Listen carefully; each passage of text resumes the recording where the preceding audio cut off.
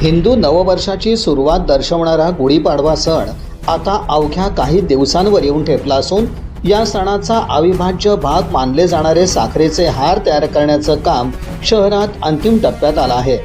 पारंपरिक पद्धतीनं तयार होणाऱ्या या हारांना मोठी मागणी असून कारागीर दिवसरात्र मेहनत घेताना दिसत आहेत। साखरेचे हार तयार करणं हे अत्यंत कष्टसाध्य आणि बारकाईचं काम मानलं जातं।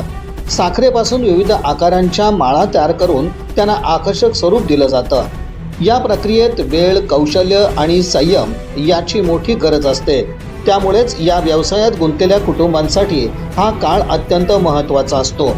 यंदा मात्र साखर आणि इतर कच्च्या मालाच्या दरात वाढ झाल्यानं साखरेच्या हारांच्या किमतीही काही प्रमाणात वाढल्या आहेत असं विक्रेत्यांनी सांगितलं। गतवर्षीच्या तुलनेत खर्च वाढला असला तरी ग्राहकांकडून मागणी कायम असल्याचं चित्र आहे।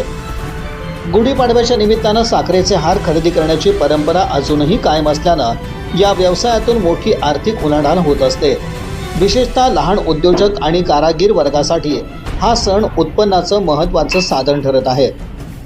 सण जवळ असल्यानं बाजारपेठांमध्येही गर्दी वाढू लागली असून साखरेच्या हारांसह पूजेच्या साहित्यांची खरेदी जोरात दिसून येते। त्यामुळं गुढीपाडव्याच्या स्वागतासाठी शहर सज्ज झालं असल्याचं वातावरण सर्वत्र दिसून येत आहे।